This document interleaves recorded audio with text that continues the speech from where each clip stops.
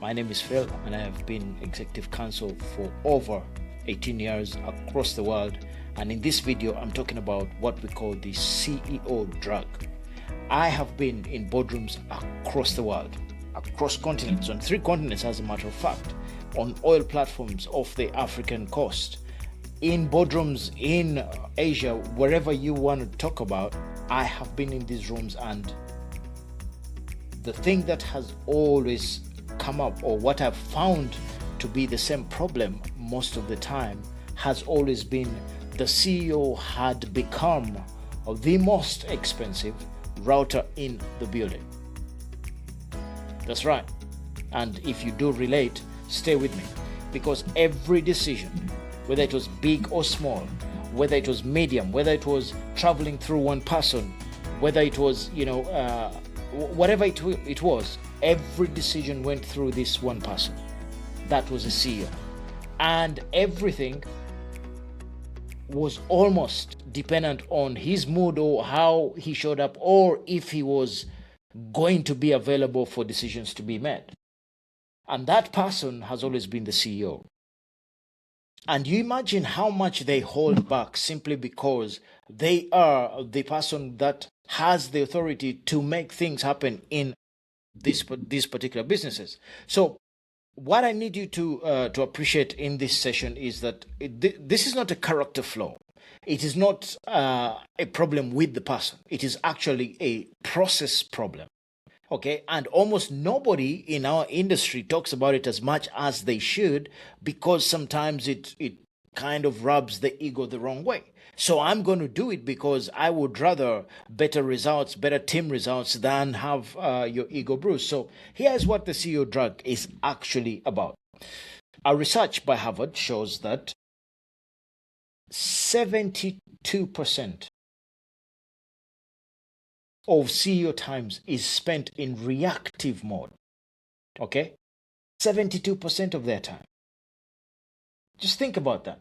And that is responding to things, approving, attending, deciding things that should happen and or should not happen, and most importantly, where they need to be needed, for that matter. 28% only is spent on leadership, which is what you paid for, which is what has got the greatest leverage, but you only spend 24%. Now, think about the maths on your own week. Just go through your week and say, okay, how am I doing in my week? How many decisions did I touch my desk this week that did not need to? How many meetings happened because nobody else felt that they were authorized to decide to do or not? How many times did something in your business land on your plate that your team was perfectly capable of doing, but guess what? It had to come through to you because that is what your team has been taught and conditioned to do over the years. And by the way, this is not a people problem. No, this is a process architecture problem. And until you redesign it from the ground and get rid of it, there's no prayer, there's no productivity hack, there's no system, there's no, I don't care what it is, there is no new person who is going to solve that problem until you build it from the bottom. Okay, let me tell you a quick story, all right? I was called in to help out a certain team that had a brilliant CEO, brilliant in that he was, quite sharp strategically. But I sat, we're not even sitting, we're getting out of the office. We're going to go to a field trip because in my sessions, I like to be, I'm one of those hands-on kind of executive counsels where I want to be able to be informed. I don't want hearsay. So we're going out to the field, basically. We're going to visit one of the oil storage facilities. As we were getting out of the office, there was about 3-4 guys sitting outside. So the first guy was a guy from procurement. He came in and said, "Oh, boss, before you go, I need you to sign this. It has been pending for da-da-da-da-da." He said, "What is the problem?" He said, "Oh, the price." I said, "Yeah, but I asked you guys to put the price down." He said, "Yeah, but you know what? It's not going to happen because da-da-da." And I said, "Okay, it's going to have to wait." Then there was another guy. And then the third guy was the health and safety guy. And this health and safety guy is, or was, when we met him, was one of the brightest health and safety guys in the industry in that part of the world. He had been recruited. He had actually studied on one of in one of the best health and safety schools in the world. I don't know where it is. I think it's Switzerland. I don't know. It doesn't matter. But he was so good at his job that he was hot cake, so to speak.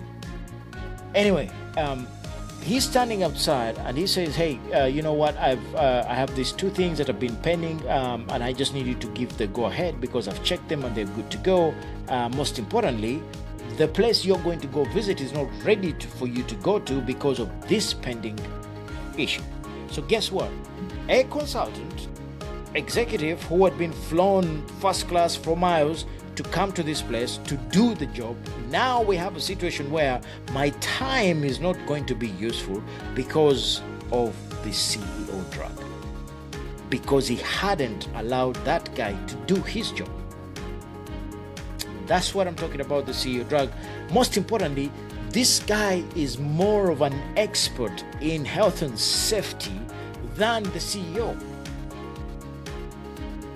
Think about it. He knows health and safety better than the CEO. But the decision to open up, the decision to give the go-ahead still hadn't been taken because everything goes through the CEO. So what if I told you that the leaders I've worked with, especially those who have removed the CEO drug, they have been able to structurally get things moving much quicker, much faster, and they've reclaimed at least 20 hours back in their week. I want you to think about that. What would 20 hours back mean for you? What would you having 20 extra hours to focus on strategy, to focus on research and development, to focus on the important things? What would that do for you? Because it's not that you should work less when you get those hours back. No, it is about working on different things that actually give you leverage, things that are about culture, things that are about, getting the right people in, the relationships you got to build, the kind of talent you got to attract. You can't do that if you are consistently the person where everything stops at your desk. What if your business could get those 15 hours back, you doing what you love to do? What would it look like right now? What kind of traction or progress would you get? And what would your life look like if you had 15 hours more to do what you, I am assuming, love to do? Because right now your business is running you. You're not running it. It's running you because everything has got to go through you as a leader. And it is not a people problem. It is a structure problem. It is a process problem. And I know what it is because I've spent 19 years looking for it, seeing it, building it, breaking it down, and making sure that the people that I interact with, especially founders, CEOs, they get that relief of knowing, oh, wow, I am able to do other things because I am not the drug anymore. So if this landed somewhere in your heart and you thought, you know what, this guy is describing what my week looked like, or this is exactly what I go through, I want to invite you for my 7-minute diagnostic, which the link is somewhere down here. Go and figure out where your drug is, see what your people are saying, get real feedback, and guess what? Let me know how it goes, because after you do that and you know where your drug is, then you can be able to solve it, because you cannot prescribe solutions if you do not know what the real problem is. So go check it out. My name is Philip. I am the founder of the RISE method, and most importantly, my job is to help CEOs and founders to find those little nuggets that allow them to do their job and enjoy doing it, but most importantly, create amazing companies.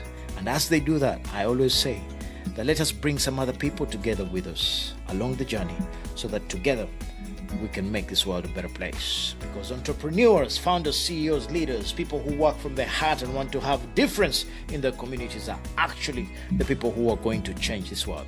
Now, until next time, don't be the CEO drug, and I'll see you later. Guess what? Follow me, stay with me, give me a thumbs up, and wait for the second video in this series, the series of 6. And it's going to build on and on and on. It might just be what you need at this particular time. Until next time, peace.